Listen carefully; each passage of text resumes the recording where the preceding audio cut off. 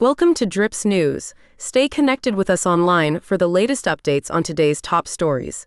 We'll be diving into the economic impact of political choices, from the automotive industry to international diplomacy. Buckle up, it's going to be an informative ride. Senator Mark Kelly publicly ditched his Tesla, citing Elon Musk's political alignment with Donald Trump as the reason. This sparked a trend among prominent figures like Jason Bateman and Sheryl Crow, who also abandoned their Teslas due to Musk's political associations. While Tesla remains a dominant force in the EV market with 42% of U.S. sales, recent data reveals a decline in Tesla registrations, with SP Global Mobility reporting an 11% drop in January. Meanwhile, competitors like Ford, Chevrolet, and Volkswagen experienced a significant 44% increase in electric vehicle registrations. Tesla has yet to comment on this shift in consumer sentiment, but is this just a blip or a sign of deeper market changes? The auto industry's connection to politics continues to steer market trends. Let's move on to the next story. President Trump's proposed tariffs on goods from Mexico and Canada pose a significant threat to automotive suppliers, potentially triggering industry-wide repercussions. While most vehicles meet USMCA free trade requirements, a smaller percentage of individual parts comply with the stricter standards. This discrepancy could lead to a 25% tariff on non-compliant parts, exacerbating existing supply chain challenges like high interest rates and labor shortages. Colin Shaw from MEMA warns that suppliers, many of whom are not USMCA compliant, face greater risk due to these tariffs. Data shows that a lower percentage of parts from Mexico and Canada meet USMCA standards compared to complete vehicles. These tariffs add another layer of uncertainty to the markets, which leads us to our next story. The Federal Reserve projects slower economic growth for the next 2 years and anticipates a slight increase in inflation, exceeding the central bank's 2% target.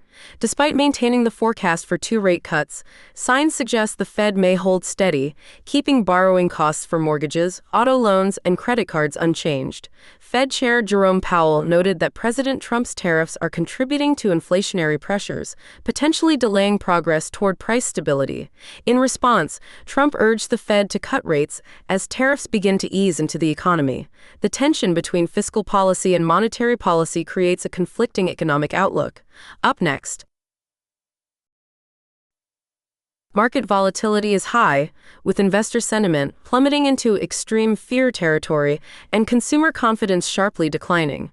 Economists attribute this uncertainty to President Trump's sweeping policy actions.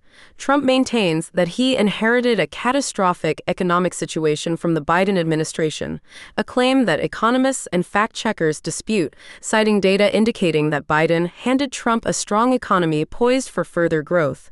Cato Institute economist Jay Kedia notes that while the economy felt poor under Biden, economic indicators had stabilized by the time Trump took office.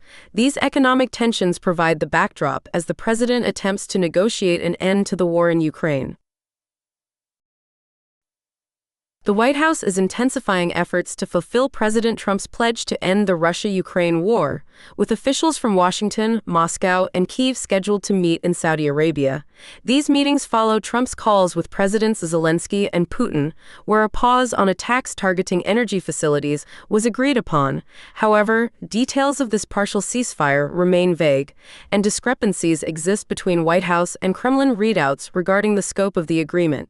Zelensky indicated that discussions included a pause on attacks against energy facilities and civilian infrastructure, while differing interpretations persist regarding the extent of the ceasefire and what was actually agreed upon between Trump and Putin. The situation is tenuous, and the stakes are incredibly high.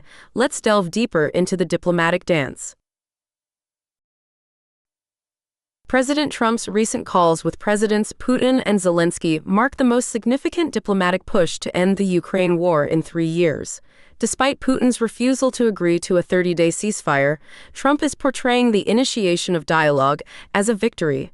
Each leader is attempting to manipulate the diplomatic process for their own advantage, engaging in a public relations battle to avoid blame should negotiations fail.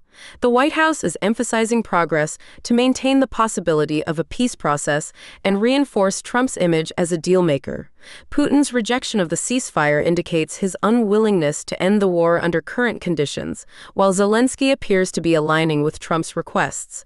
Accusations of violating the partial agreement on energy infrastructure highlight the deep divisions and undermine Trump's optimistic claims of an imminent peace deal. Can Trump pull off a miracle, or is this... That's all for tonight's Drips News, but don't go anywhere. The world keeps turning and the stories keep breaking. Stay informed, stay engaged, and join us next time as we continue to bring you the news that matters. Until then, stay sharp, stay curious, and remember to follow us online for the latest updates. Good night and keep those news feeds fresh.